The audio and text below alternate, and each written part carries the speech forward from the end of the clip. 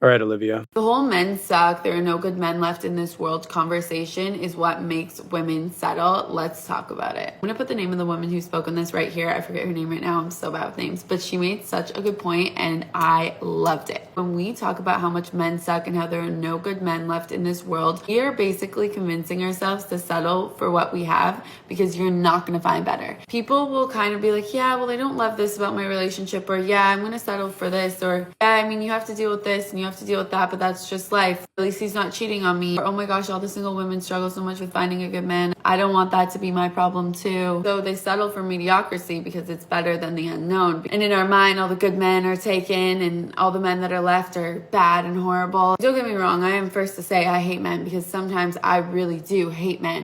Okay. For a second there, she almost had me. I was like, oh, this might be a reasonable post. Maybe she'll say something useful. Okay, so it's very obvious that mathematically it's impossible for these girls to all get a guy, the dream guy they really want. We can very easily back this up with statistical data. We already know that a small percentage of men are attractive to women whatsoever, somewhere in the 20% range. If 20% of men are attractive to women, how is it possible then that each woman can get the perfect guy? It's not possible. That's my point. All girls like this are doing is continuously propagating this illusion that yes, you can get one of these two. They're not impossible to find. Never settle. I keep telling you guys over and over and over again. Girls, especially like this one, they do not care about logic. They don't care about reality. They don't care there's a few amount of guys out there. They want to gamble for the 1% guy. And if they do manage to sink the hook, they then brag to everybody else about how it worked for them and that they should do it too. The only reasonable thing you can do is put yourself in that camp so you have the leverage. That is it. You trying to logically fight them and tell them the truth about what it is exactly what you're not supposed to do. You're not supposed to argue with the enemy. When I say enemy in this context, I'm not talking about women being bad. What I am referring to is that there's always this natural competition between men and women when it comes to dating. Of course, I'm analyzing this from a macro perspective. I'm not saying you should go and take this out in your day-to-day relationship. To be honest, you should probably never talk about this with any girl ever. As you probably know by now, girls have a monopoly on the game. In their minds, when they do something, it's just natural.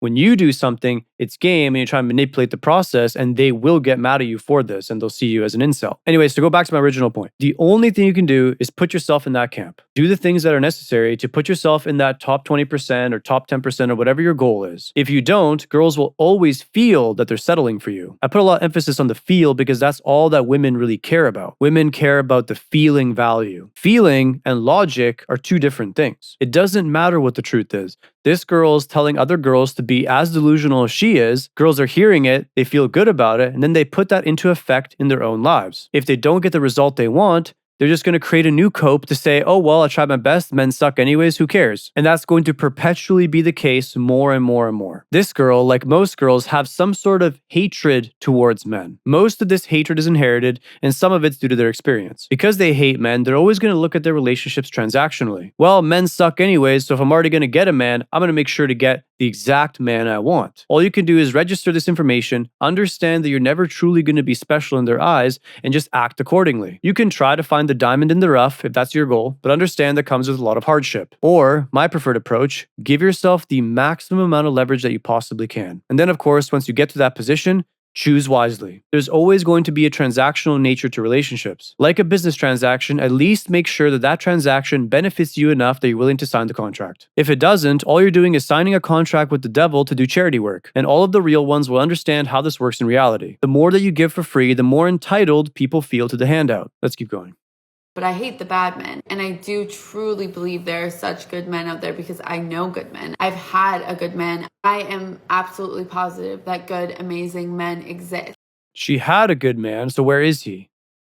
If he was so good, why did she leave him? It's always some excuse too, right? Oh, I wasn't grown, I was young and dumb, whatever the excuse is. Guys don't care about the excuse. They fundamentally understand that it's not going to get them the result they want. And yeah, maybe it's more rare to find, but I'm more rare to find too. And here we go, the self-empowerment. I'm also more rare to find. This is the exact same thing that all of them say. If all of you are special, no one is truly special. I think we need a new construct in society where we start giving women the same shame as we give men, especially for propping themselves up. At what point in history has an individual determined their own value to the buyer. The buyer dictates value, not the seller. This is why you can have elite marketing organizations selling completely garbage products that people will buy into. The product itself is not that good. It's just good marketing. And guess what the reality is? All girls are good at marketing now. Girls have a natural proclivity to marketing. It's not a coincidence that most people that work in marketing departments are women. From the moment girls turn into teenagers, they already start naturally marketing themselves. Makeup, clothes, straightening their hair, these are all light examples. Just because a person or an organization claims to be special doesn't mean they actually are. And then, of course, there's no objective measure of what special really is. It's so subjective that now everyone becomes special. Anyway, this whole topic of I'm special is so annoying because everybody says this. And I just feel like when guys say it, it comes off as cringe. But when girls say it, it's just something that we all accept. And to be honest, I'm really, really tired of it. So it kind of makes sense. This is just a reminder to not settle because you think that there's nothing better. That's a really bad reason to not settle. And I think sometimes we forget that. Settle. Or maybe, just maybe, that's the best you can do and your standards of yourself are delusional. So really, when you think to yourself, I'm settling, maybe it really is the best you can get. Because objectively speaking, at some point in your life, you do come across somebody that objectively is the best person you've ever been with. And after that, you will only get worse. Of course, a natural critic to me would say something like, oh, but it's not about what's objectively special. It's all about what's special to the person at that time. It's all subjective. I mean, if you want to buy into that subjective crap, feel free. This is why we have all the problems in the world. When you know that you have the best, not when you think that you can't find better. Top tier advice. Once again, girls just enabling more girls to do stupid shit.